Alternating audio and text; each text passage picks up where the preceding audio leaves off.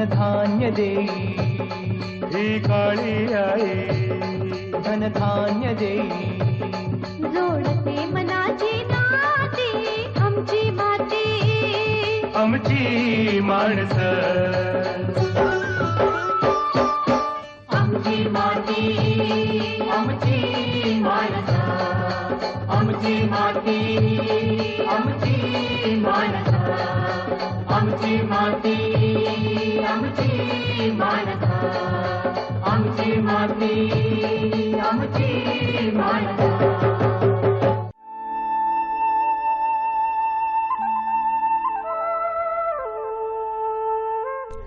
मंडळी नमस्कार.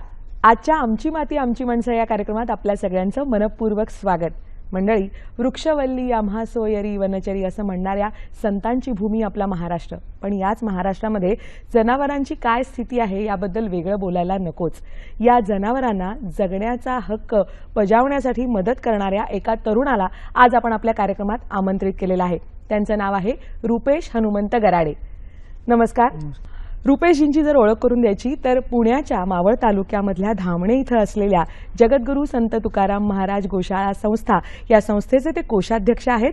गेली 12 वर्ष मुक्या जनावरांचा अत्यंत माणुसकीने प्रेमाने सांभाळ करणाऱ्या या तरुणाकडून आदर्श गोशाळेबद्दल आज आपण जाणून घेणार आहोत.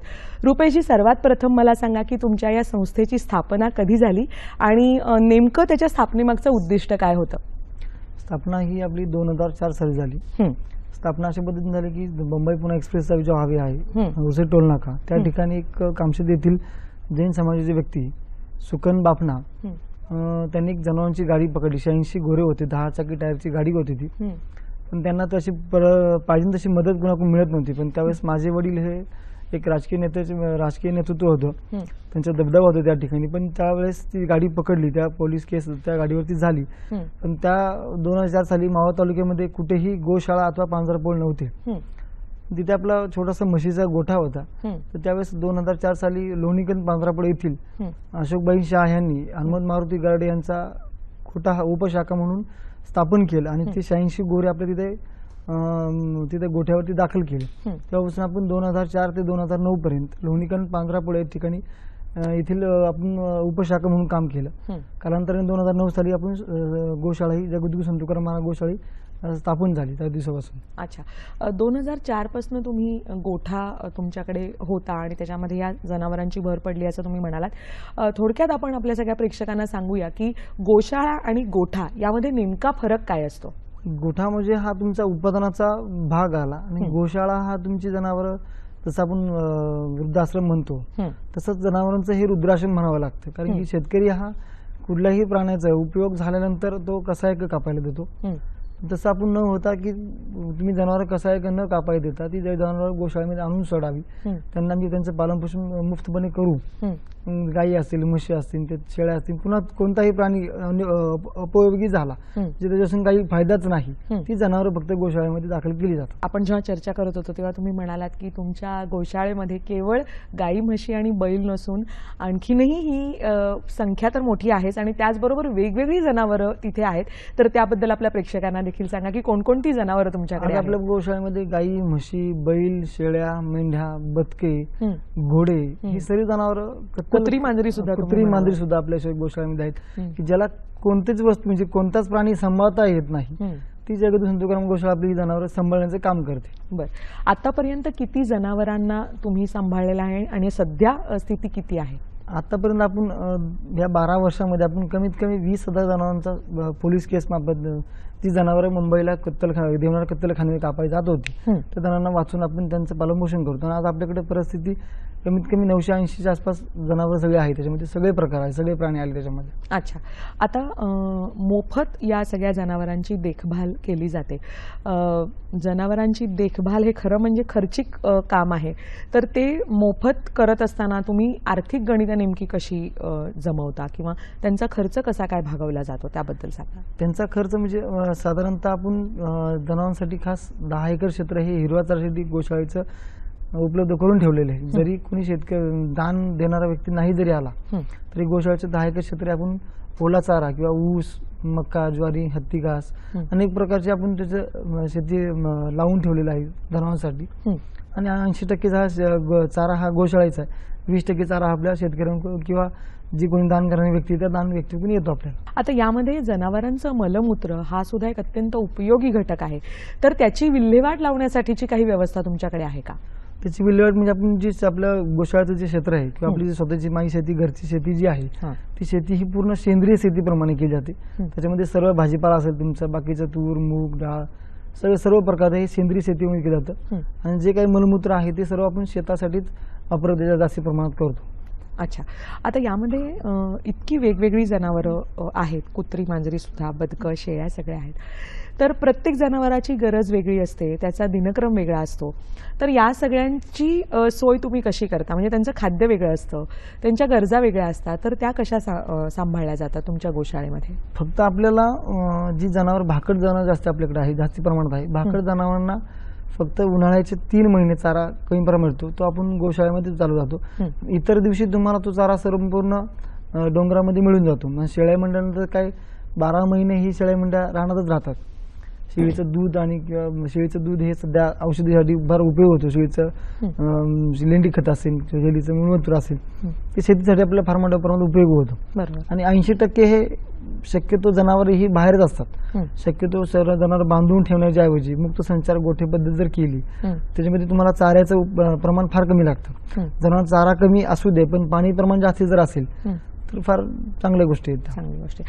तुम्ही तुमच्या गोशाळेचं वर्णन करत असताना तिथल्या काही खास गोष्टी आम्हाला सांगितल्या होत्या चर्चेदरम्यान.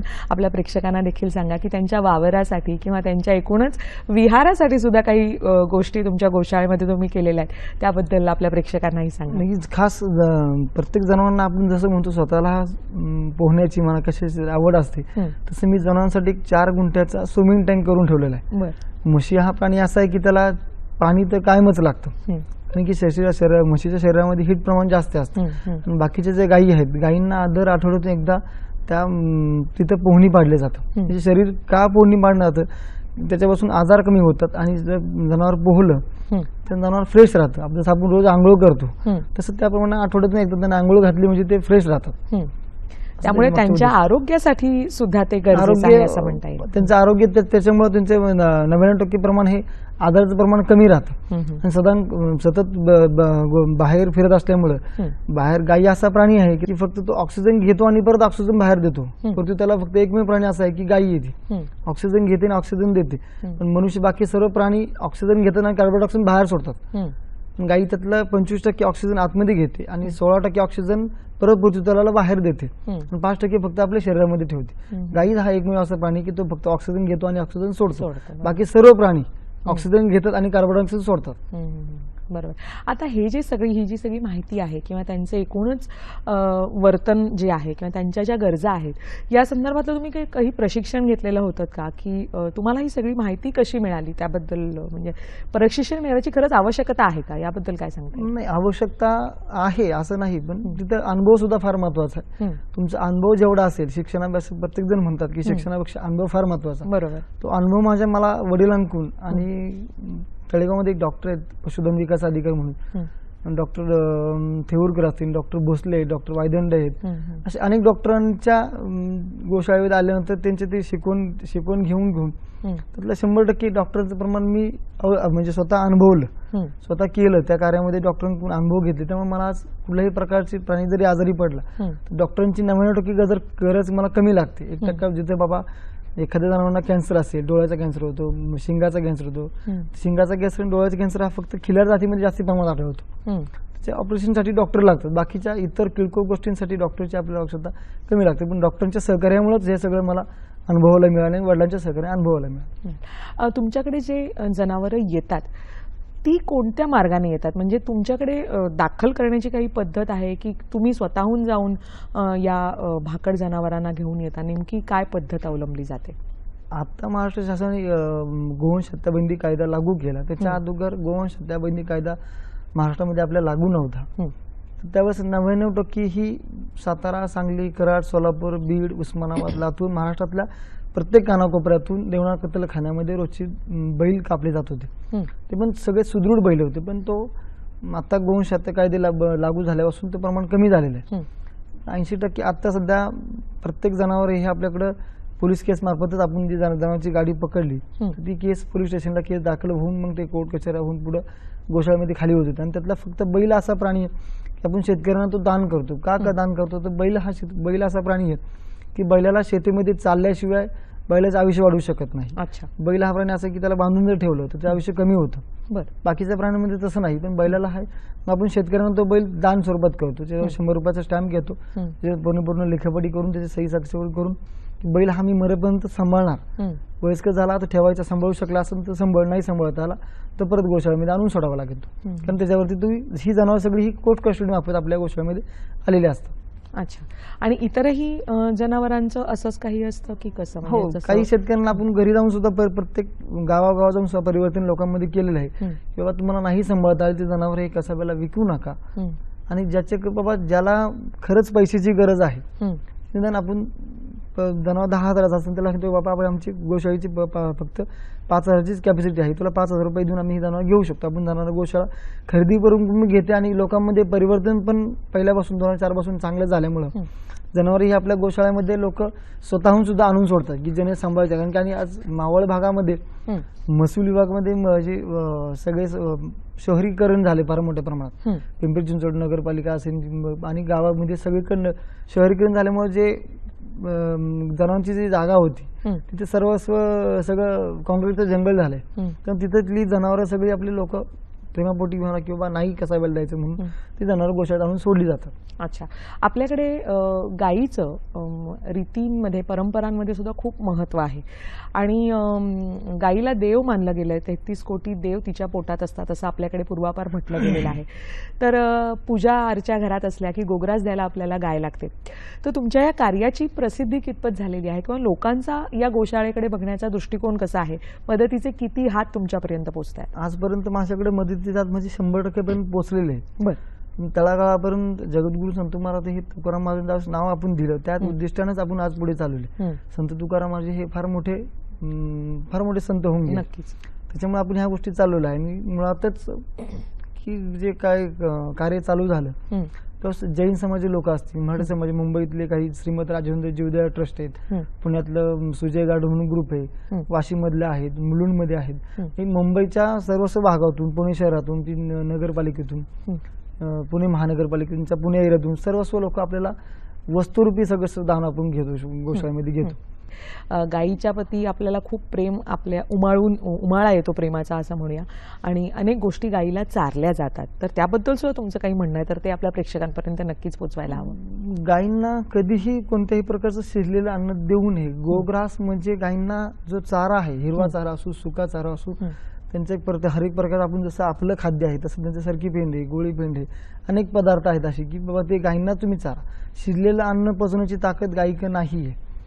आणि शिजलेलं अन्न जर गायींनी जास्त प्रमाणात खाल्लं गेलं तर गायी दाखवण्याची भीती फार मोठ्या प्रमाणात असते. तर शिजलेलं अन्न कृपया करून प्रेक्षकांनी गोग्रास म्हणून देऊ नये. गोग्रास तुम्हाला जर द्यायचा असेल तुम्ही वस्तुरूपी अथवा द्या, नाही तर चारा रूपी तुम्ही दान तो केला पाहिजे. शक्यतो पोळी भाजी ही गायीला नाही दिली पाहिजे असं माझं तरी मत. मी या मताचं आहे. ठीक आहे, मान्य आहे तुम्ही ज्या दिवशी काही सण असेल किंवा वर्ष जर असं काय असतं तर लोक एक चपाती देतात. ठीक आहे, एक चपाती तुम्ही दिले तर ते मान्य आहे, ठीक आहे. पण प्रत्येक वेळीच गायीला चपाती किंवा बाकीच्या कुठल्या अन्न आपले जे मनुष्य प्राण्याचे खाद्य जे आहे ते देऊ नये असं मी या मताचं सहमत आहे. बरोबर. आमची माती आमची माती. एवढ्या मोठ्या कुटुंबाचा पसारा सांभाळायचा, 900च्या वर जनावरं आज तुमच्याकडे आहेत.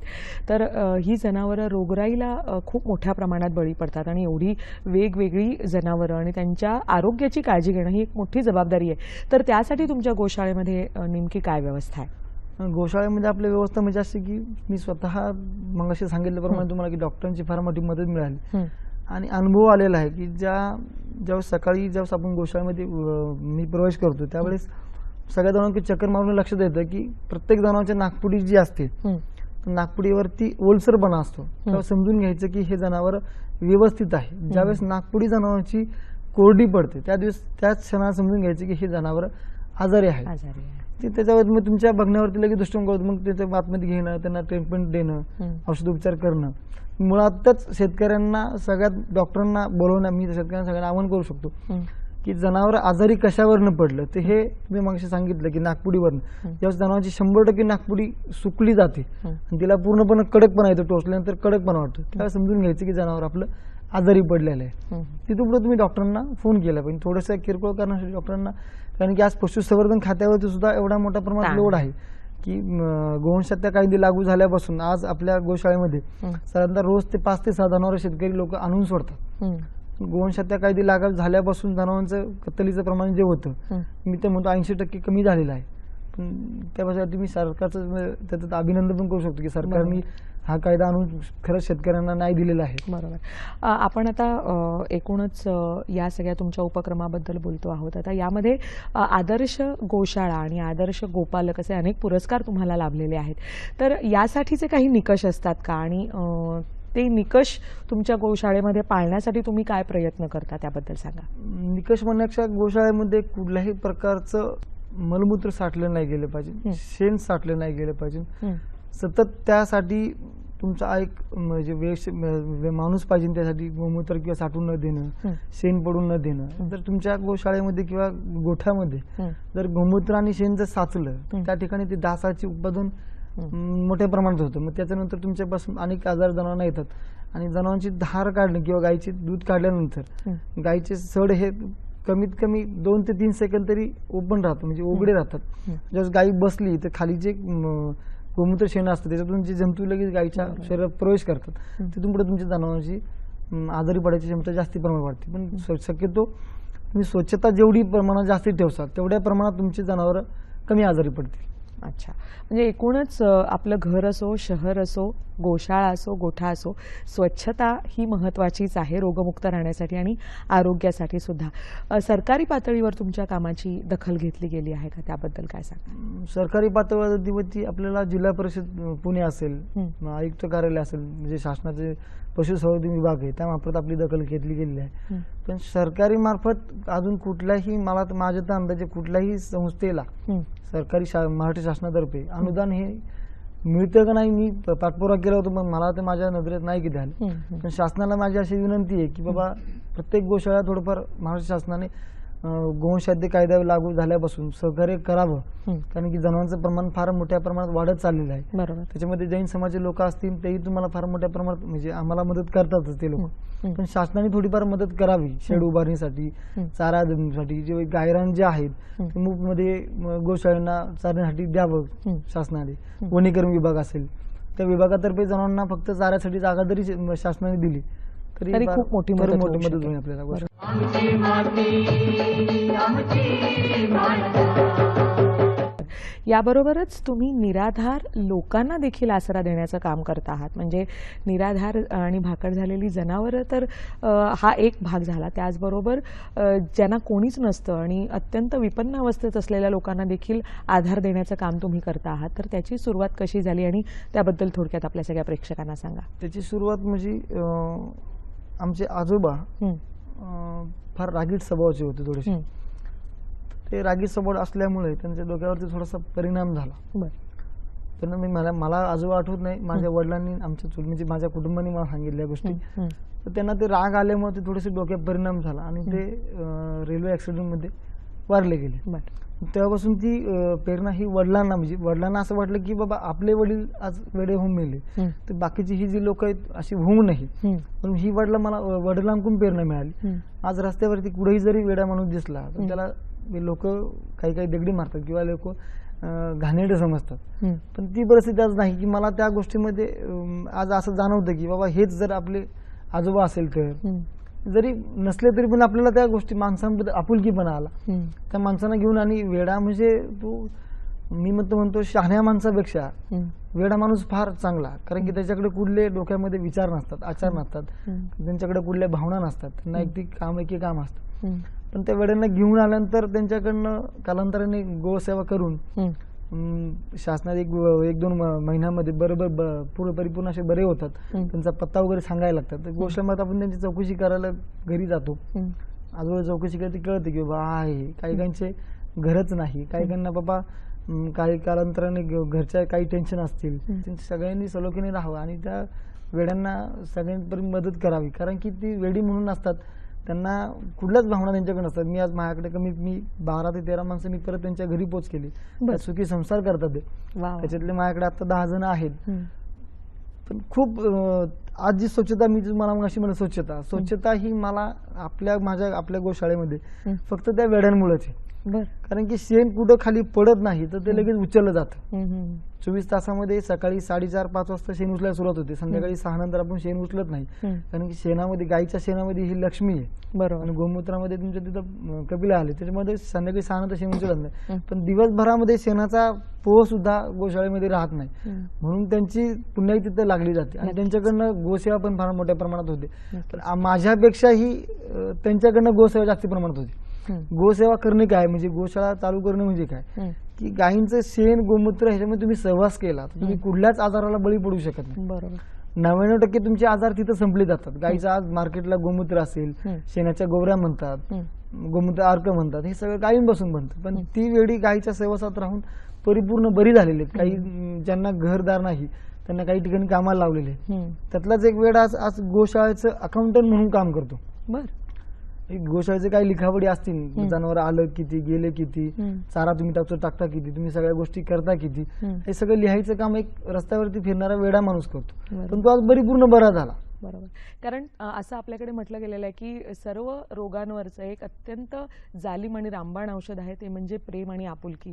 आपुलकीने आणि प्रेमाने जर एखाद्या माणसाची सेवा केली किंवा ते वातावरण जर त्याला दिलं गेलं तर त्याच्या मनाचीही स्वच्छता होते आणि त्याचं आयुष्य देखील उजळून निघतं आणि तेच काम तुम्ही करता आहात. त्यामुळे ही खरंच खूप आजच्या काळामध्ये एक अत्यंत मोलाची गोष्ट आहे की शहरीकरणाचे विपरीत परिणाम होत असताना एक असा इतका खंबीर आधार तुम्ही त्यांना देताय, त्याबद्दल तुमचं खरंच कौतुक करावं तेवढं थोडं आहे. आता याच्या पुढे जाऊन तुमच्या आणखीन काय योजना आहे, तुम्हाला काय करायचं आहे भविष्यामध्ये या गोशाळेच्या माध्यमातून? काही प्रकल्प आहेत का डोक्यामध्ये? प्रकल्प गोशाळेच्या माध्यमातून आपण सध्या आता गांडूळ खताचा प्रकल्प आपल्याला करायचा आहे. आणि मुळातच सगळ्यात जास्त गरज म्हणजे रोडला जी जनावर ऍक्सिडेंट होत पडतात त्यावेळेस गोशाळेची गाडी जाते, पण ती पिकअप असते. पिकअपची हाईट साधारणतः 2 ते 3 फुटापर्यंत असते. ते जनावर रस्त्यावर पडले, छोटा असो अथवा मोठा असो, उचलायसाठी त्याला खूप माणसांचं मनुष्यबळ जास्त लागतं. आपल्या गोशाळेला हायड्रा सिस्टीम एक गाडी असते, त्याच्यामध्ये त्याला परिपूर्ण असं फाळकं वगैरे असतं. ती जर गाडी आपल्या संस्थेला जर मिळाली तर रोड ऍक्सिडेंटचे जनावर आपण गोशाळेमध्ये फार मराठी पुणे महानगरपालिका, पिंपरी महानगरपालिका, तळेगाव नगर परिषद, लोणावळा नगर परिषद रस्त्यावरती फिरणारी मोकळ जनावरे ही आपल्या गोशाळेमध्ये सर्व आणली जातात. कारण की त्यांचा वाली कोणीच नाही. रस्त्यामध्ये एखादं जनावर जर उडवलं तर त्यांना बघणार सुद्धा कोणीच नाही. आपल्याला तिथं जाऊन ते उचलून जनावर आणावं लागतात. त्यासाठी आपल्याला शासनातर्फे म्हणा किंवा कोणी दान करणारी व्यक्ती असेल, हायड्रो सिस्टीम आपल्या गोशाळेला गाडी मिळावी. कारण की त्याच्यापासून अनेक जीवांचं पटपट लक्षण होऊ शकतं. कारण की गोशाळेची एक पिकअप जर जनावर आणायला गेली तर तिथं एक जनावर उचलायला कमीत कमी अर्धा पाऊण तास जातो. बरोबर. ती जर गाडी असेल तर तुम्ही 10 मिनिटात घेऊन येऊ शकता.